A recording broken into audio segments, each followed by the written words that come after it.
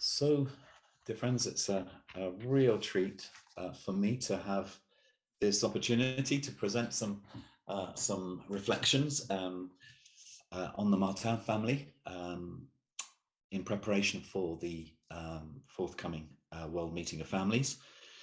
And I want to take some scenes from the lives of Louis, Zelie, and Therese as the lens through which to examine some themes related to the gift and blessing of family life, namely boundaries, example, providence, and finally, letting go.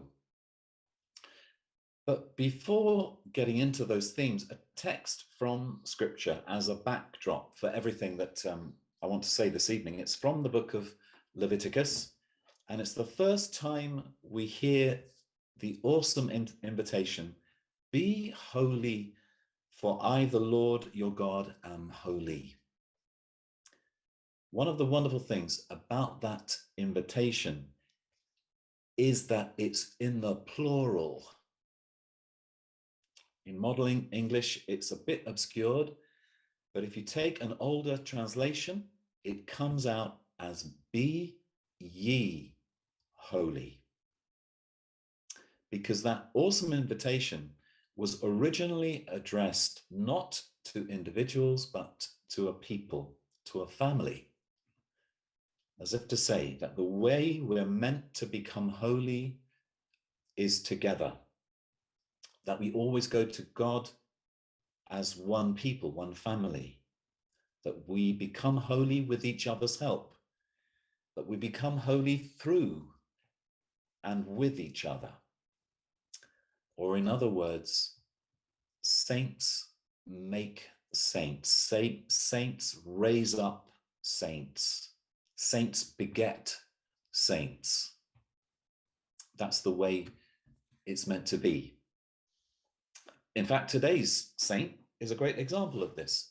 Saint Aloysius Gonzaga was given his first Holy Communion by Saint Charles Borromeo. And his spiritual director was Saint Robert Bellarmine. Or here in our own country, take Saint Atheldreda, whose feast occurs later this week. Her spiritual director was Saint Wilfrid. Her aunt's sister was St. Hilda of Whitby, and she often entertained St. Cuthbert in her house. So sanctity is something infectious. As we hear it said sometimes, it's caught, not taught. As I say, saints beget saints. And this is something we see so evidently in Louis, Zelie, and their child Therese. By the way, just to say, it looks like Therese, won't be the only one of their children to be canonized. Leonie, their third child, the one whose life of all the Martin sisters was the trickiest, the most troubled and unstraightforward, the one who happened to be Therese's sponsor at her confirmation, and the one who really had to live out her little sister's little way through her particular trials. The one you could say found her little sister became, in fact, her sponsor in her own spiritual life. Her cause, it has now been opened.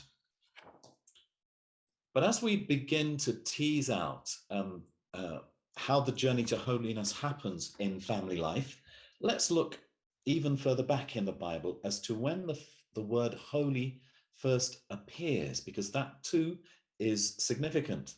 It's right there on the first page of Genesis about how God made the seventh day holy.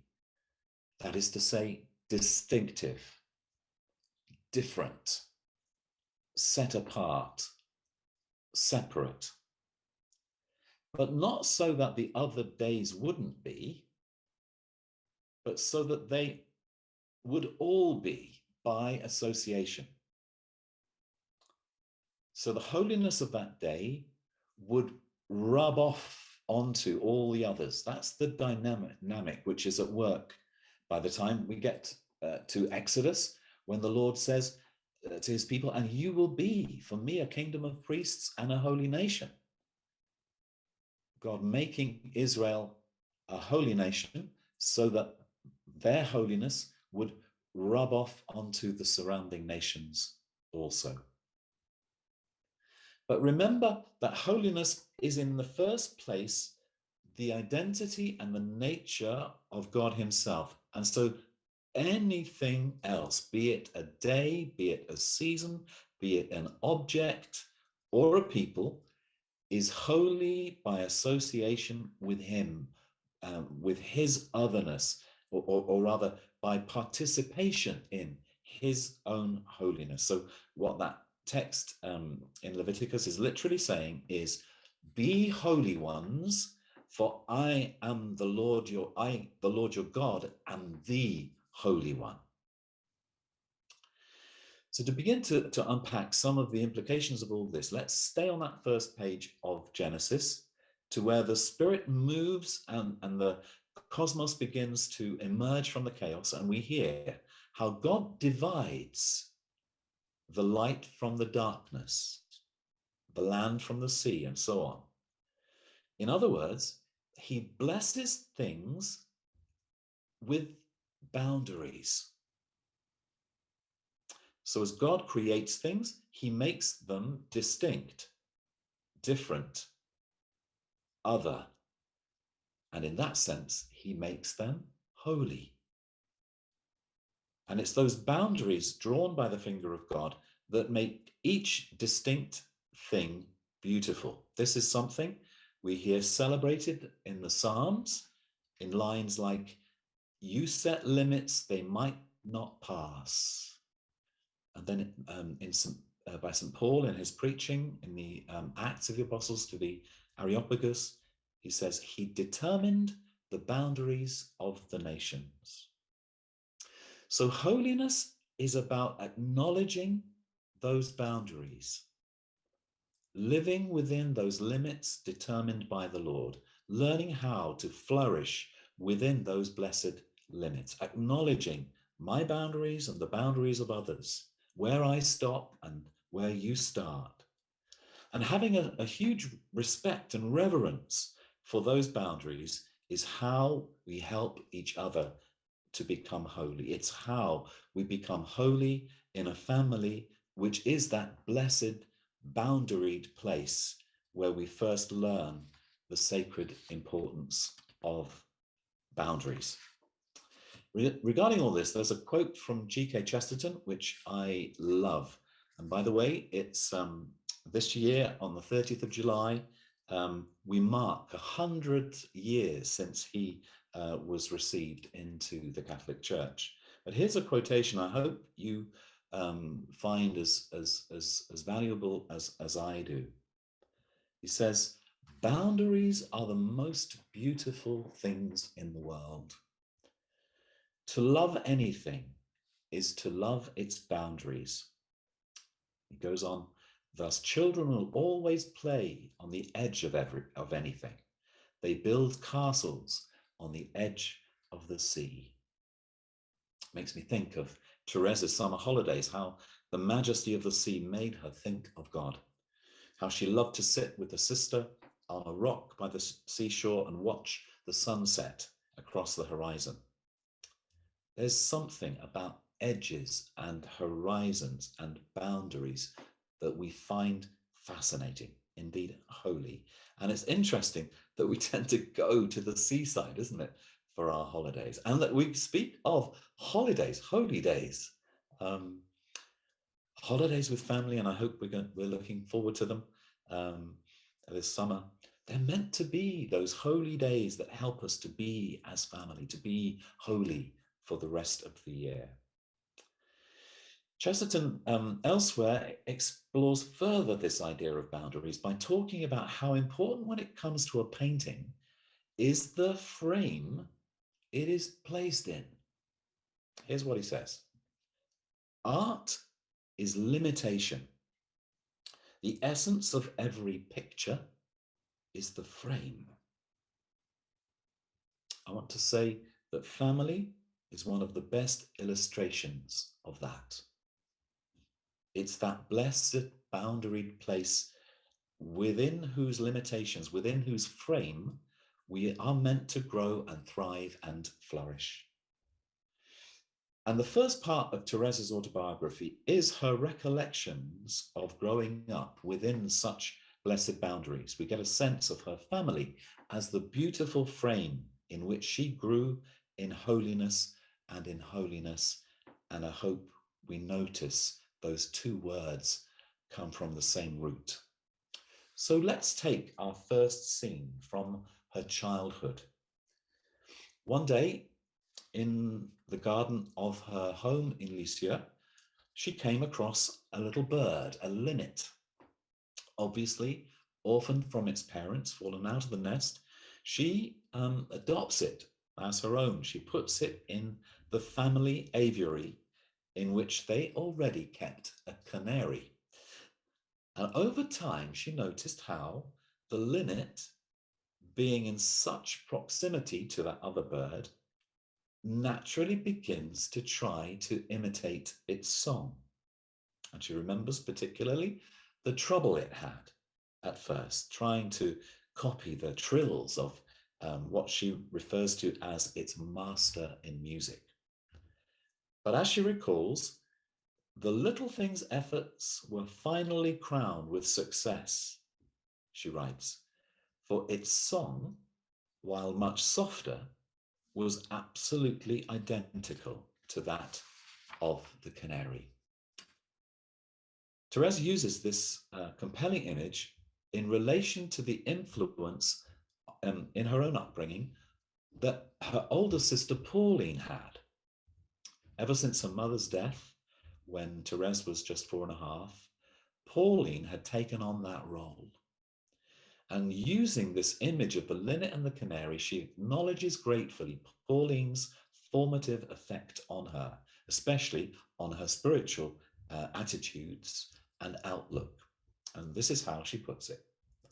As little birds learn to sing by listening to their parents, so children learn divine love's sublime song, close to the souls responsible for fashioning them. As I say, Therese uses this image specifically about the influence of her older sister Pauline, who you might say was her surrogate mother. But it's a beautiful image to bring to our own pondering of the influence of Therese's parents upon her. They were the canaries, you could say, with which this little linnet was placed from her earliest days and whose own music molded her from the outset of her life. So let's take a closer look at that influence, at this proximity with them, which fashioned her so profoundly. Both Louis and Zelie's own fathers were military men. And this first simple fact tells us they both grew up in very boundaried surroundings. Some might say even regimented ones, with characterized by rhythm and routine, habit and duty as a natural part of the family furniture, as it were.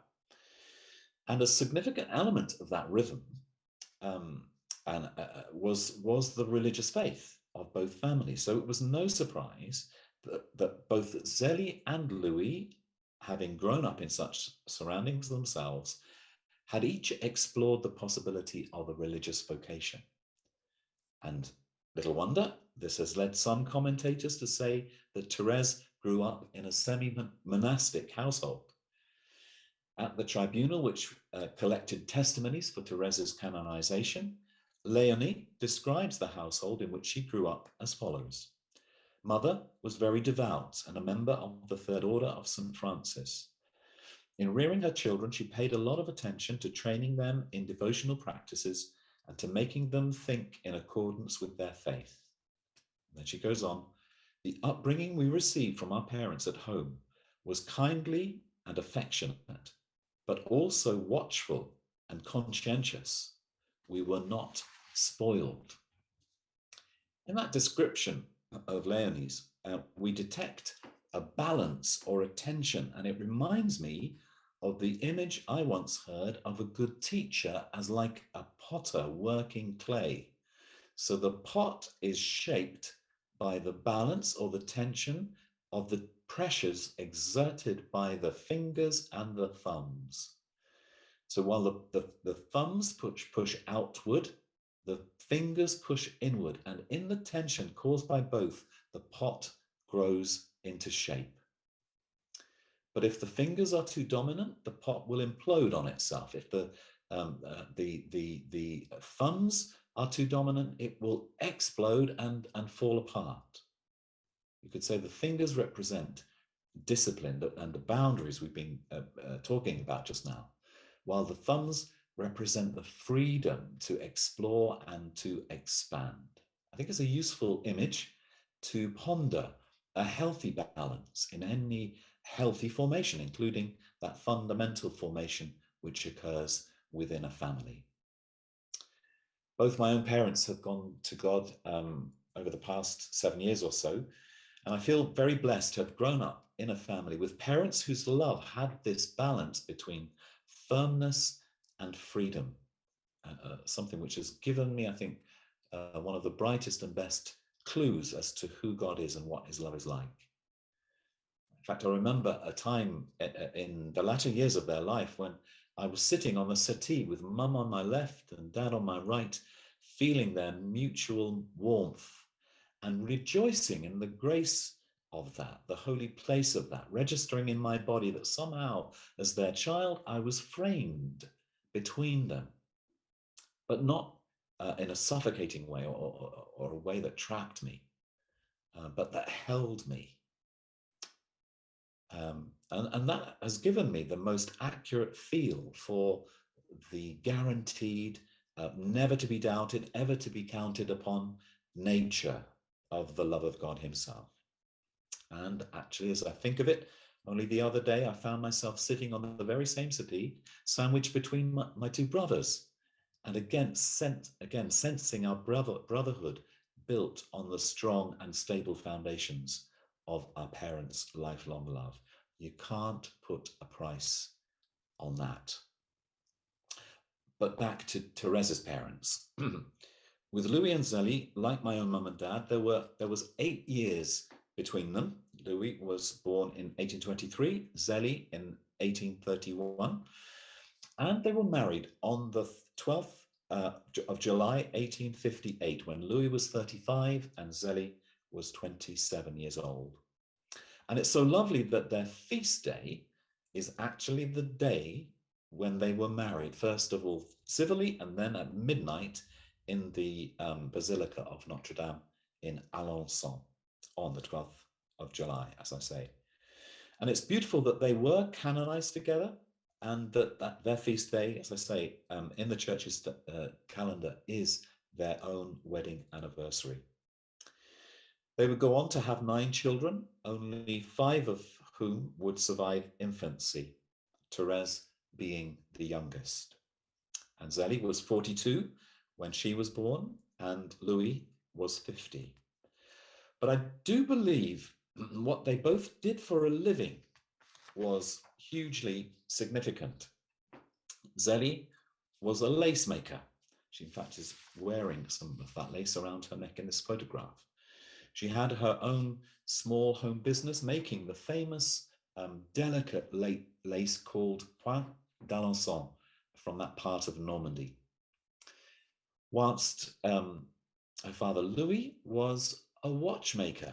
And I don't doubt that they both passed on to Therese, through their particular talent for both crafts, some significant things, because both trades demand silence and concentration.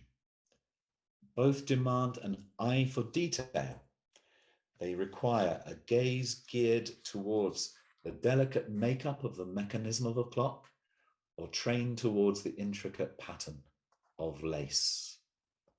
Little wonder that Therese inherited an eagle's eye, as she put it, for seeing the divine in the detail. Her whole spirituality presupposes the seemingly trivial things that actually mean and matter so much. Holiness for her was doing the smallest things with the greatest love. And little was one of Therese's watchwords. It's the adjective she uses to describe her little way of loving trust and surrender. It's the quality she was convinced could charm the heart of Jesus with its childlikeness. And it's the characteristic she knew was guaranteed to elicit God's grace just as surely as the awe that overtakes us in the presence of a tiny child. Later in her life, in her religious life, she took to signing herself La Toute Petite Thérèse, the all small, you could say, totally tiny, infinitesimal Thérèse.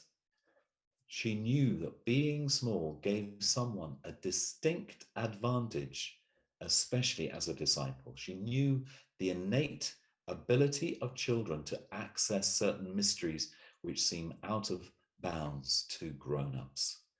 She understood that even when they fall, children are too small to really hurt themselves, being nearer to the ground than the rest of us. Hence, her overriding ambition, I must stay little and become this more and more. Yes, I really do believe that Therese inherited in large part initially from her own parents this love for littleness and little things. What else? I think also her keen sense of God's loving providence. Perhaps you know already the beautiful story of how her parents met. Their paths crossed on the bridge of St Leonard over the River Sarthe in Alençon.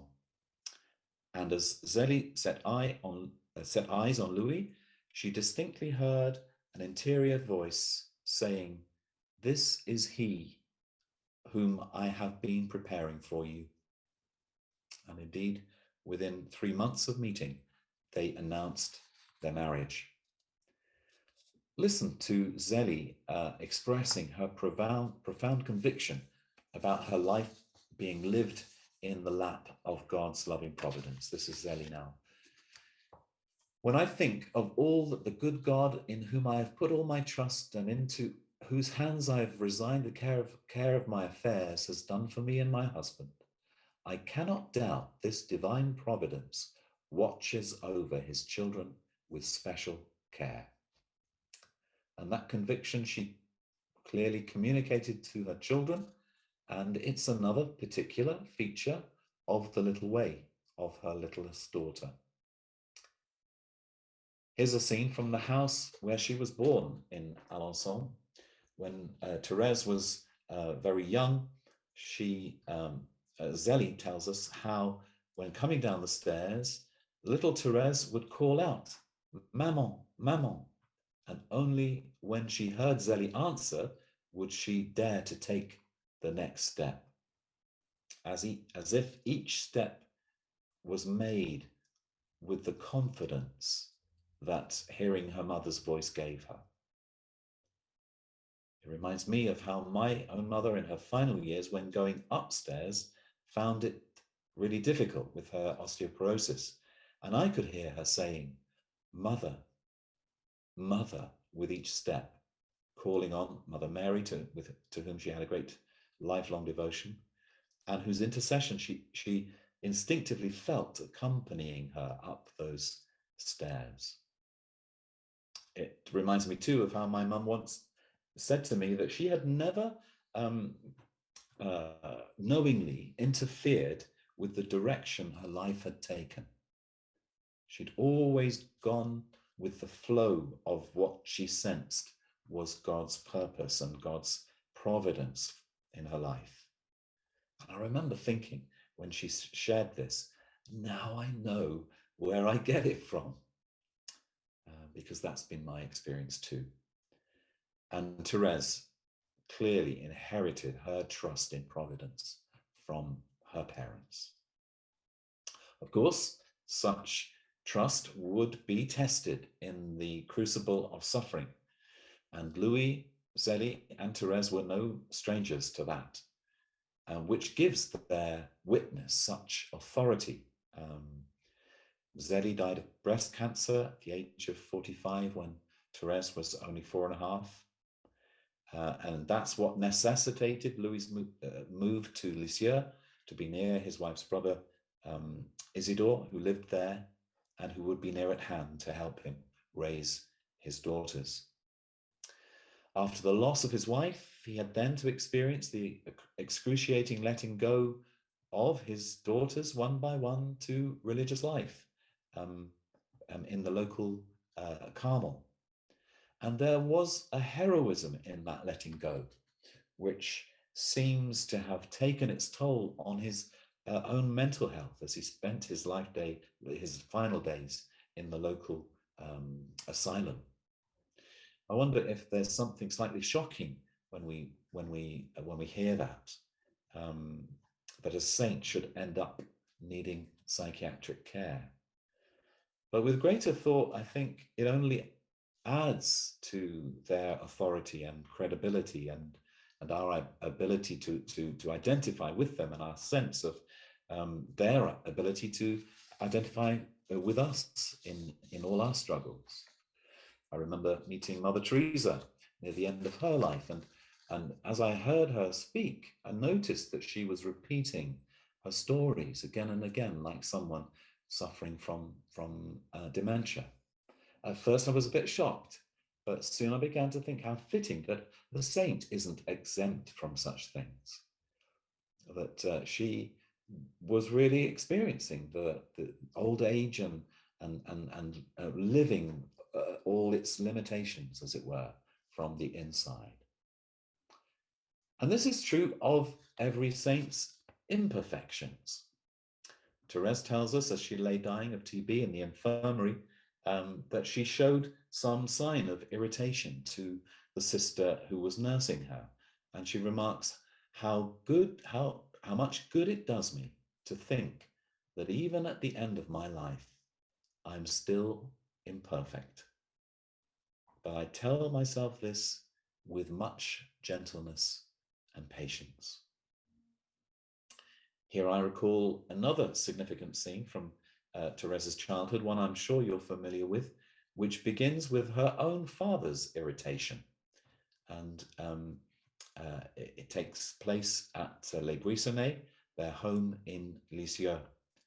And it begins when he and Therese and Celine, the next daughter up nearest to her in age, they return from Christmas midnight mass.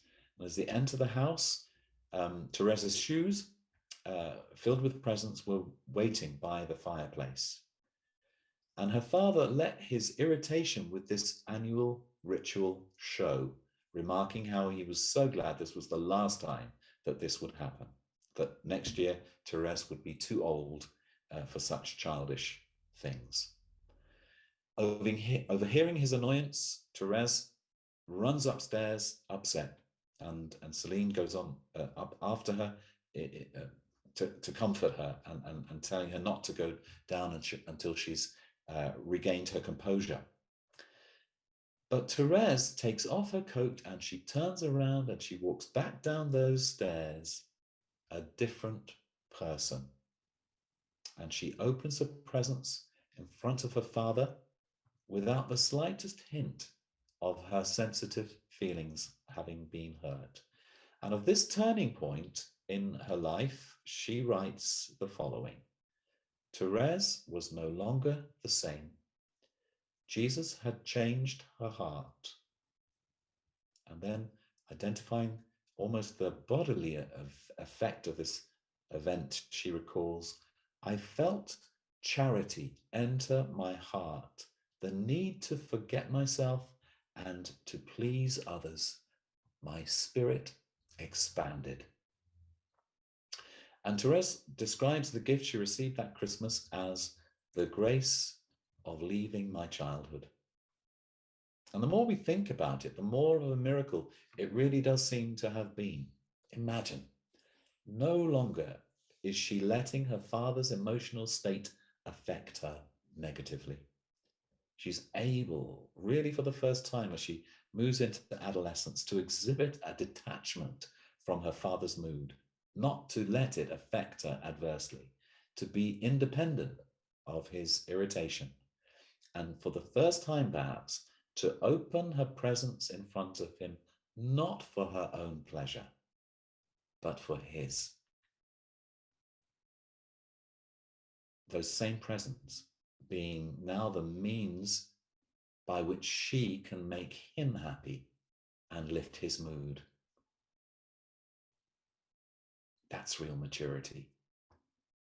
And all at the age of just 13. Which leads me to one last scene from Louis and Therese's life, which is so telling and significant that there's a statue commemorating it in the garden of the house there in Lisieux, where it happened. It was on the Feast of Pentecost, 1887, when Therese was only 14, and she sought her father's permission to enter the Carmel in the following year. And in response, Louis bends down to pick a flower from beneath his feet, which happens to be a little white flower, and it comes out by its roots.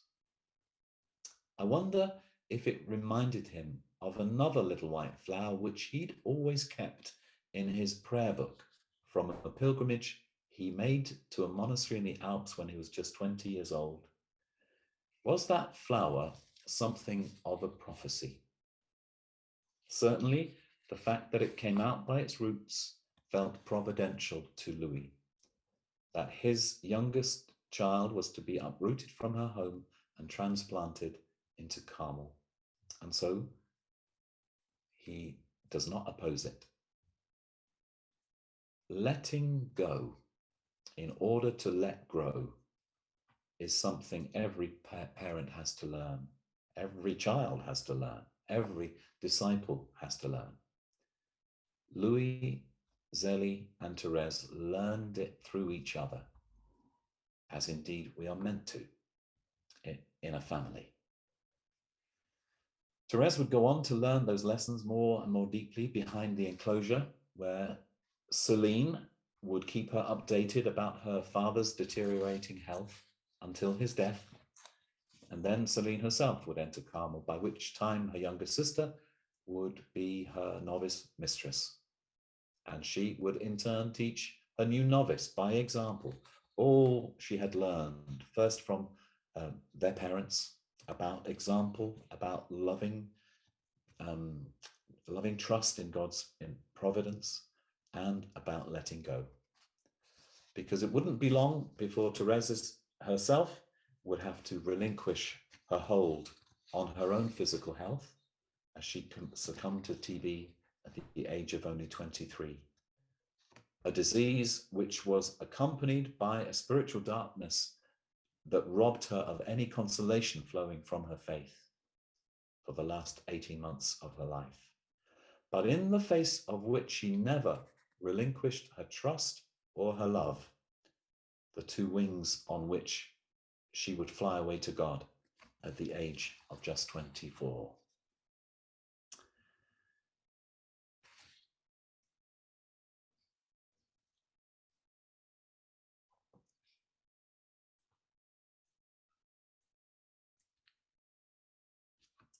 Dear friends, I want to wrap up these reflections with two poems. Both focus on this final theme of the grace of letting go that we learn in love, especially in the love of a family. The first is by Cecil Day Lewis, and it's a poem that he wrote for his son, Sean, and it explores the nature of parental love and the painful price of that love. It's called Walking Away. It's got 4 stanzas to it. Walking Away. It is 18 years ago, almost to the day, a sunny day with the leaves just turning, the touchlines new ruled, since I watched you play your first game of football then like a satellite wrenched from its orbit, go drifting away behind a scatter of boys. I can see you walking away from me towards the school with the pathos of a half-fledged thing set free into a wilderness, the gait of one who finds no path where the path should be. That hesitant figure eddying away like a winged seed loosened from its parent stem has something I never quite grasped to convey about nature's give and take, the small, the scorching ordeals which fire one's irresolute clay. I have had worse partings, but none that so gnaws at my mind still.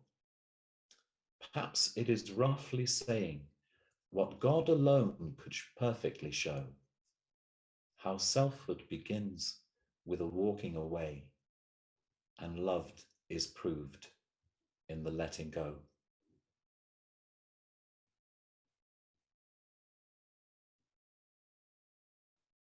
And the last poem, much shorter and much easier to get hold of, is by someone called James Campbell, who I met years ago giving a retreat in Ireland, in a Carmelite retreat center. And he was the cook. And he was sharing some of his poems with me. And when he shared this one with me, it made me immediately think of Therese, who used to like to refer herself to herself as a little bird, like the little linnet we began this talk with. So here it is. How can a bird trust the air? How can she lift from the edge and not fear? Into whose arms does she fly as she soars to the sky? Into space. It is grace. God alone knows how a bird can trust the air.